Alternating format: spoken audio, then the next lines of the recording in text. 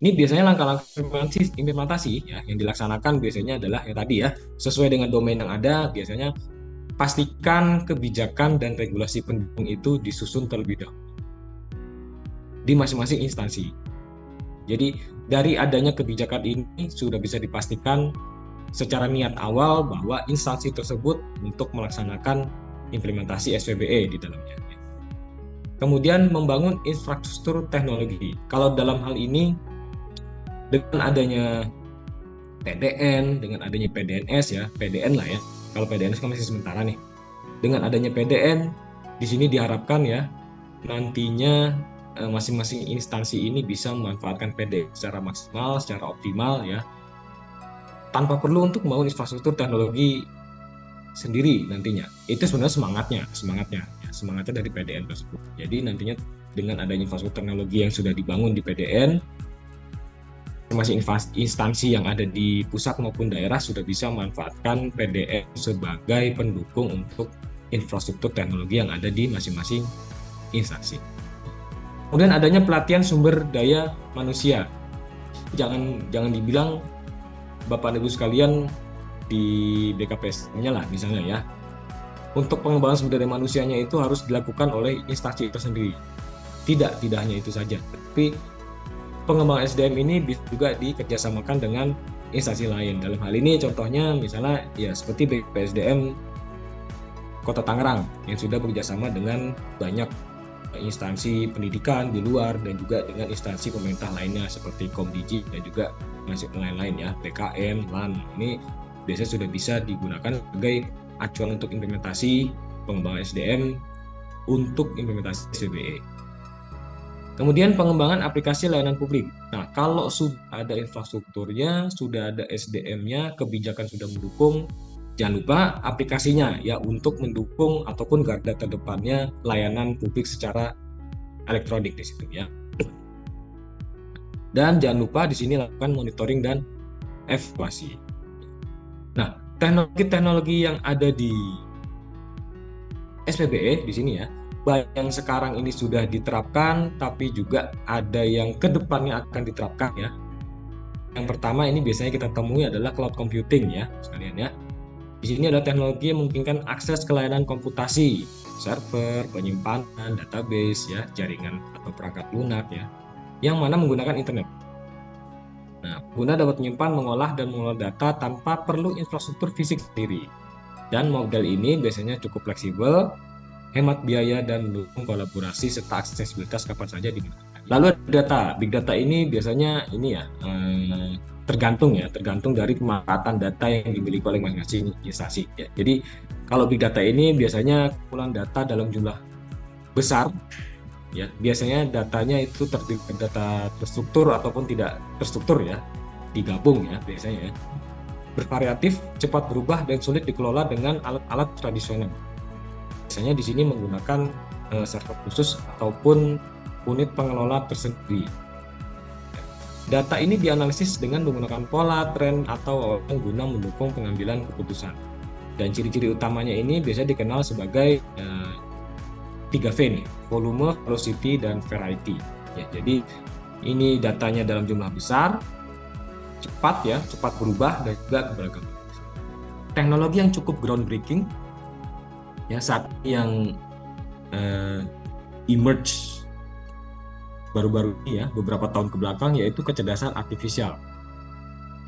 Ini adalah Bapak Ibu, siapa sih yang nggak kenal ChatGPT zaman sekarang ya? Bapak Ibu sekalian, tanya pertanyaan apapun di situ, ChatGPT bisa jawab asalkan pertanyaannya tidak menyentuh ranah ini ya SARA lah mungkin ya. Jadi kecerdasan artificial intelligence ini adalah cabang ilmu komputer yang memungkinkan mesin untuk meniru kemampuan manusia dalam berpikir ya, belajar dan mengambil keputusan. Nah, jadi nantinya diharapkan ya, SPBE ini bisa menggunakan kecerdasan artifisial ya, agar nanti ya mungkin bisa menggunakan robotik ataupun perangkat-perangkat otonom gitu ya untuk melayani masyarakat ke depannya. Lalu Internet of Things. Nah, teknologi yang ini memungkinkan jaringan perangkat fisik terhubung ke internet, yang mana memungkinkan pengiriman dan penerimaan data secara langsung ke perangkat yang tadinya ini tidak apa ya, tidak dinyana-nyana itu ya, tidak diharapkan bahwa peralatan ini bisa terhubung ke internet. Misalnya apa? Kalau zaman sekarang lampu gitu ya, ada beberapa sensor, kamera atau alat rumah tangga pintar. Jadi nantinya diharapkan pelayanan publik yang dilakukan ya secara elektronik itu bisa merambah ke entah itu perangkat ataupun sensor ataupun kamera ataupun alat yang lain yang ada di inilah area masing-masing daerah, bisa dikontrol langsung, bisa dilihat langsung ya, bisa ditentukan langsung ini harus seperti apa agar bisa melayani publik secara lebih baik tanpa adanya manusia di situ. Nah, dari segi SPBE tadi ya, yang pastinya kita akan membutuhkan yang namanya transformasi untuk layanan digital. Layanan-layanan ada ya, yang tadinya secara konvensional itu dijalankan, operator ketemu dengan klien, operator ketemu dengan masyarakat langsung ya, di counter, di kios gitu ya. Tidak pada saat ini. Itu kedepannya akan coba untuk semakin diminimalisir ya, untuk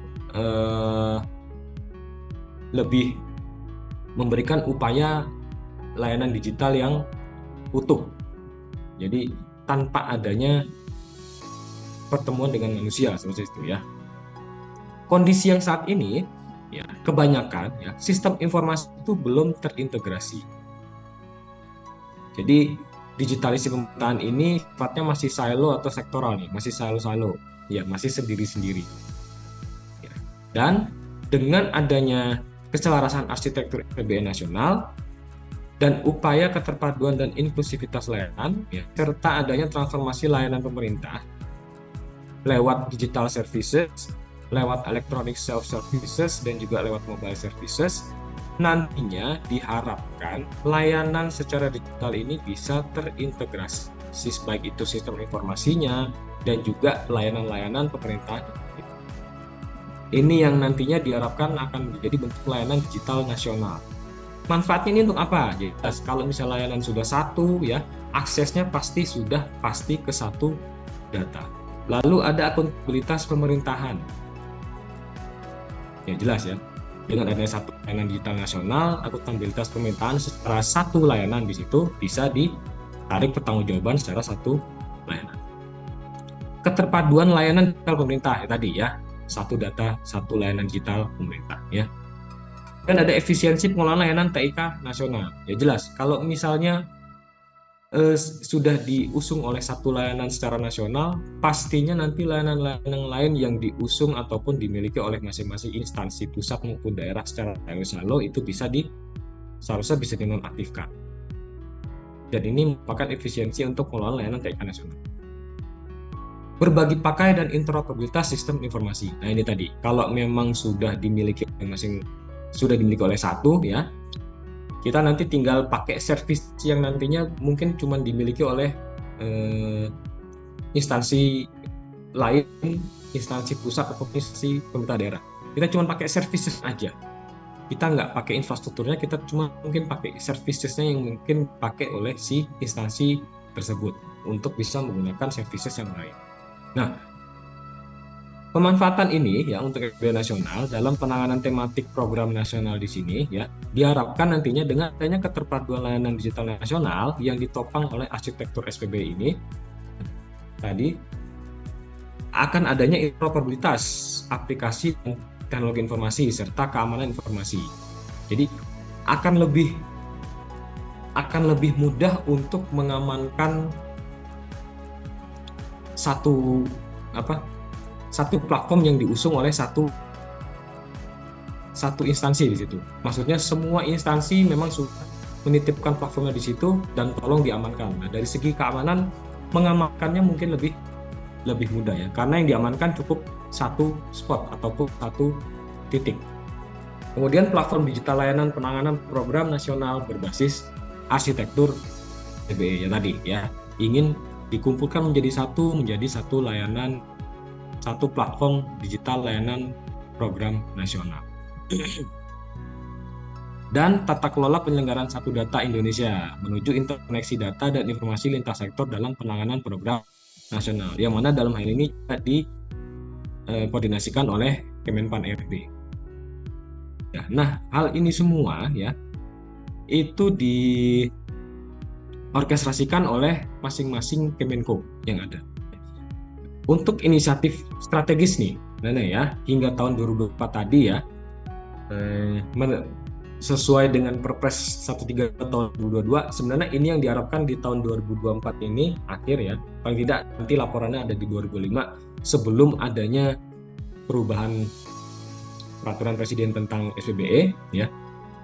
Jadi nantinya diharapkan dari Kementerian Dalam Negeri, dari Kementerian Komunikasi dan Informatika, dari Kementerian Pendayagunaan Aparatur Negara dan RB, dari Kepolisian Negara Indonesia di sini untuk mendukung National Digital ID ya. Untuk RB tematik digitalisasi administrasi pemerintahan nantinya akan ada layanan penanganan perkara tindak pidana terpadu berbasis teknologi informasi yang mana dikoordinasikan oleh Kemenko Polhukam ya. Dan untuk instansi yang jadi satu orkestrasi di sini ada Kepolisian RI, ada Kejaksaan, ada Kemenkumham dan juga Mahkamah Agung. Kemudian adanya layanan penerbitan SIM online. Kemudian adanya layanan informasi pemerintahan dan layanan infrastruktur SPBE dengan di sini Kominfo sebagai penggawanya di sini. Isinya ada PPID secara elektronik sekarang sih sudah ya. Portal Nasional Pelayanan Publik, ada Portal Nasional Administrasi Pemerintahan, ada SSO Nasional ya, bukan OSS ya, tapi SSO Nasional. Jadi satu ID masyarakat ini bisa digunakan untuk semua layanan di portal di nasional. Jadi kayak misalnya kita cuma punya ID Google sama password Google. Nah, ID-nya Google sama password Google ini bisa digunakan untuk login ke semua layanan nasional berbasis portal nasional untuk pelayanan publik. Itu ya, Bapak sekalian. Kemudian ada layanan aparatur negara dari PAN RB di sini ya. Yang di sini ada relasi sistemnya dengan BKN, LAN, sama ANI. Ya. Dan juga ada layanan pemerintah daerah dan data kependudukan ya oleh masing-masing instansi daerah di sini ya. Misalnya sistem informasi pemerintah daerah, data kependudukan sebagai basis digital ID ya, yang mana di sini nantinya setiap ID itu ya ini udah bisa digunakan untuk semua layanan pemerintahan basis nasional. Kemudian untuk mendukung RB tematiknya tentang pelayanan publik nih ya, untuk peningkatan investasi, pengentasan kemiskinan dan juga percepatan prioritas aktual presiden di sini yang mana diusung oleh Kementerian Pekerjaan Umum dan Perumahan Rakyat dan juga Kementerian Investasi dan Badan Koordinasi Penanaman Modal ya. Ini nantinya diharapkan ya sudah ada layanan perizinan berusaha dan akreditasi terintegrasi, adanya layanan monitoring pembangunan pekerjaan umum dan perumahan rakyat, dan layanan pengadaan barang dan jasa terintegrasi. Nah ini ya, nanti diharapkan 2024 dari Kementerian Investasi, PUPR, juga LKPP di sini ya, sudah ada layanan platform seperti berikut. Kemudian untuk mendukung RB tematik pengentasan kemiskinan di sini ya, masih di pelayanan publik ya, yang diusung oleh Kementerian Pendidikan Kebudayaan, Riset dan Teknologi, kemudian Kementerian Kesehatan dan Sosial, nantinya diharapkan ya sudah adanya layanan bantuan sosial terintegrasi ya, yang dikoordinatiri oleh Kementerian Sosial, mana di sini nantinya terkait dengan layanan bantuan sosial yang terintegrasi, yang mana datanya dimiliki oleh data Kementerian Kesehatan, Dikbudristek terkait pendidikan ya. Kalau kesehatan terkait kesehatan, ATR PPN ini terkait kepemilikan ini aset tanah ya. Kemudian PUPR lingkungan hidup ya, KLHK, Naker terkait dengan dunia kerjanya, PDTT, tanian dan juga perindustrian. Nah, kalau untuk yang dari Kemdikbud ya, Risti, ini ada layanan pendidikan yang terintegrasi dengan layanan pendidikan terintegrasi dengan masing-masing instansi pendidikan yang ada di setiap instansi daerah. Kemudian kalau yang kesehatan di sini ada platform digital Satu Sehat nih, yang mana diusung oleh Kementerian Kesehatan, ya, yang ada relasinya dengan BKKBN, ya, tematik program nasional penanganan stunting. Dan yang terakhir untuk mendukung RB digitalisasi administrasi pemerintahan, ya, diusung oleh Kementerian Keuangan, oleh BRIN, dan juga Kementerian Perencanaan Pembangunan Nasional atau Bappenas. Diharapkan di sini mungkin ini untuk mengganti Sakti, mungkin ya, Sakti berbagai macam varian aplikasi sistem informasi juga oleh Kementerian Keuangan. Nantinya akan ada layanan keuangan negara dan data keuangan nantinya. Lalu ada layanan riset dan inovasi dan koordinasi pelaksanaan audit RPE. Dan kalau yang dari Bappenas,